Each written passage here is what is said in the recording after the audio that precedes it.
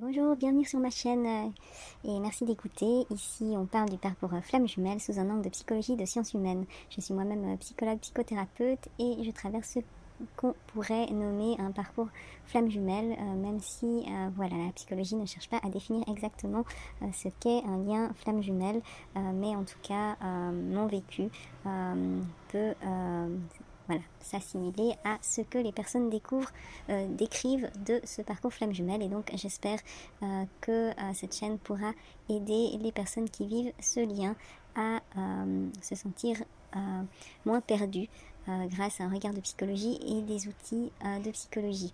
Et donc, comme je l'explique, voilà, j'espère que ce parcours flamme jumelle pourra aussi être connu par les autres pour pouvoir mieux soutenir les personnes qui vivent ce parcours compliqué et douloureux, même si très beau à la fois.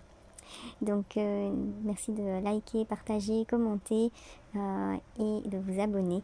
Voilà, en espérant que cette chaîne puisse aider. Alors, ce soir, j'aimerais parler de c'est quoi apprendre l'amour inconditionnel dans ce parcours flamme jumelle, puisqu'on parle de cet apprentissage et que c'est quelque part la réunion, cet amour inconditionnel qu'on apprend. Est-ce que c'est compatible avec l'objectif de la réunion amoureuse dont on parle tellement? On aborde cette question centrale parce que on peut penser, bon, si on aime inconditionnellement, en même temps, on doit être dans un lâcher-prise total et ne plus attendre de réunion. Et d'autres peuvent penser inversement que si c'est sa flamme jumelle, il faut absolument atteindre cette réunion car c'est le but.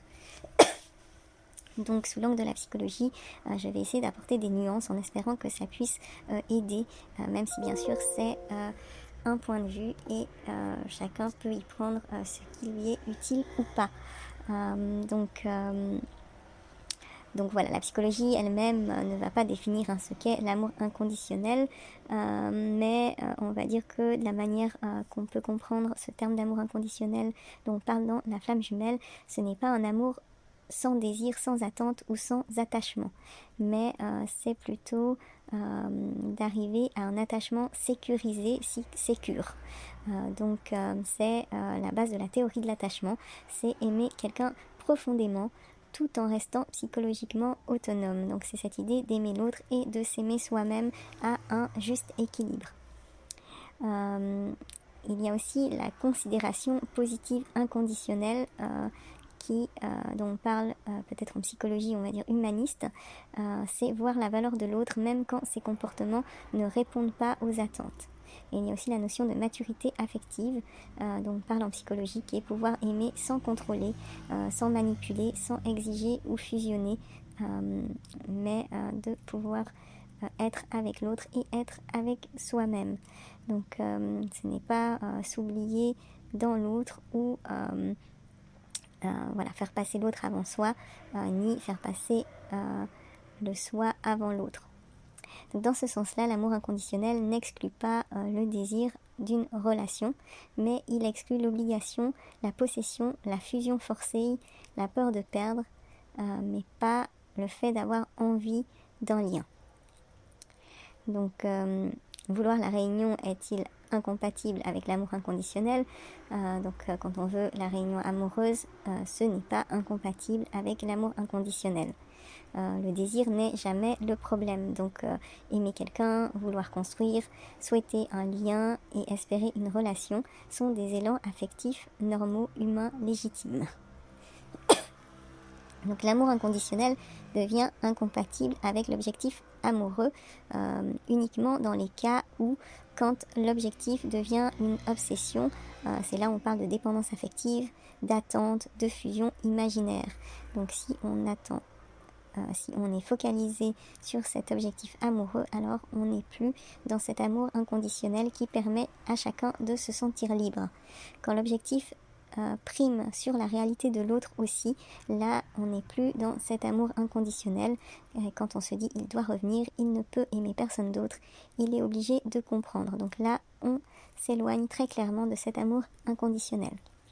Par contre, vouloir la réunion, accepter que l'autre ait son rythme, ses limites et ses choix, là c'est compatible avec un amour qu'on va dire psychologiquement sain. Donc pourquoi ce sujet crée une contradiction dans le parcours flamme jumelle, hein. Ça, c'est vraiment la particularité de ce parcours flamme jumelle, c'est comment on peut lâcher prise et en même temps avoir envie de quelque chose très intensément dans son âme. En fait, ça arrive parce que la flamme jumelle, elle active simultanément un amour profond qui veut la relation, un attachement émotionnel rare, un processus intérieur de maturation et des blessures inconscientes, fuite, poursuite. D'où cette confusion, si j'aime vraiment,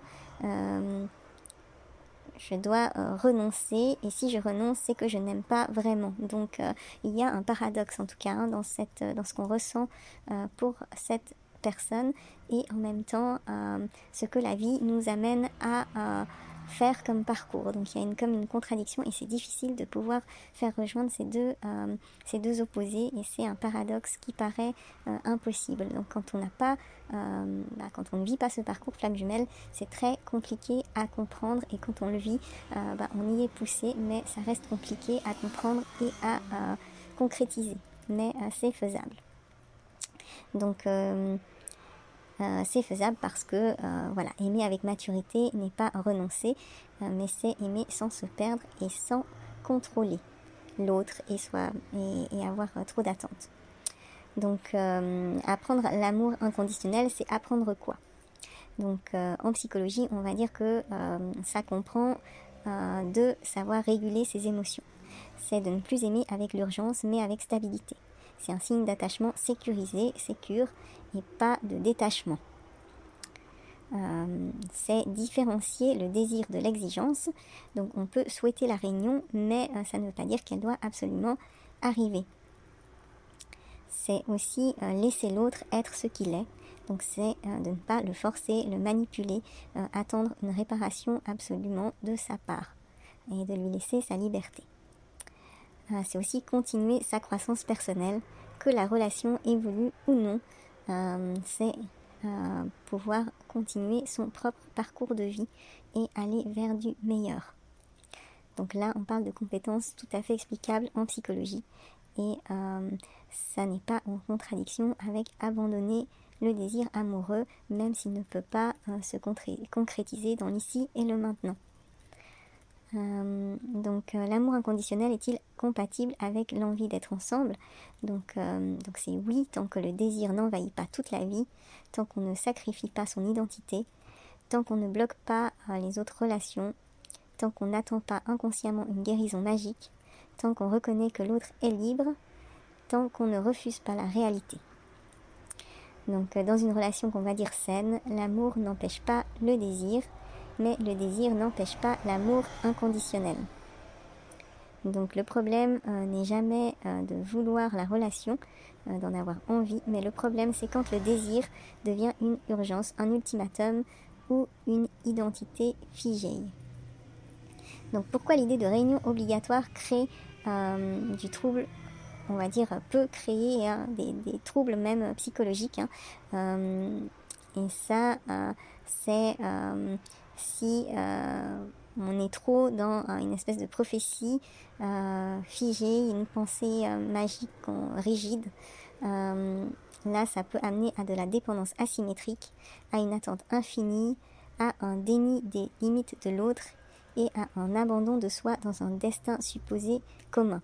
Donc c'est vraiment un parcours qui est difficile à gérer entre ce désir de l'âme et cette impossibilité d'être avec cette personne, on va dire concrètement sur la terre, et que ce paradoxe ne s'aligne jamais, donc ne s'arrête jamais, parce que dans les autres relations, normalement, à un moment donné, ça s'aligne, et ce paradoxe ne devient plus aussi fort. Donc voilà, c'est pour ça que là, en termes de psychologie, je préfère parler de l'importance de la régulation émotionnelle, de l'importance de l'autonomie, de l'importance de la maturité affective, de l'importance de s'accorder relationnellement à l'autre, au désir de l'autre, de donner de l'importance aussi aux limites de chacun, et de pouvoir se responsabiliser individuellement et mutuellement. Donc Donc c'est important de rester attentif à cela, et c'est plutôt de cet amour inconditionnel-là qu'on parle dans dans la vision de la flamme jumelle, dans la théorie de la flamme jumelle, on va dire.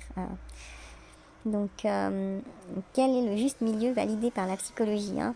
Donc, dans la vision psychologique saine, on va dire, on peut aimer profondément, on peut vouloir la réunion, on peut espérer un futur, mais on ne perd pas sa vie, son identité, son autonomie si cela n'arrive pas. Et c'est aussi ce qui est décrit dans le parcours de flamme jumelle, que c'est ça l'objectif. Donc, c'est vraiment d'arriver à vivre dans ce paradoxe qui, d'habitude, paraît impossible. Donc voilà, en psychologie, on va dire que c'est d'arriver à un attachement mature, une relation équilibrée, un amour non fusionnel et un désir sans possession. Donc l'amour inconditionnel, ça ne veut pas dire renoncer à la réunion, ni arrêter de désirer. Ce n'est pas devenir indifférent, ce n'est pas de s'obliger à lâcher prise, ce n'est pas de nier son attachement. Mais cela implique d'accueillir la réalité telle qu'elle est, aimer sans contrôler, s'aimer soi aussi, laisser l'autre autonome, distinguer la maturité du besoin et rester lucide émotionnellement. Donc oui, on peut aimer inconditionnellement par ce parcours. Oui, on peut vouloir la réunion à la fois. Les deux ne sont pas opposés. Mais ce qui compte, c'est la qualité psychologique de l'amour. Ce n'est pas l'objectif. J'espère que cette vision, ces idées pourront nourrir votre parcours, et merci de votre écoute. Merci de vous abonner, de commenter, de liker, de partager. À bientôt.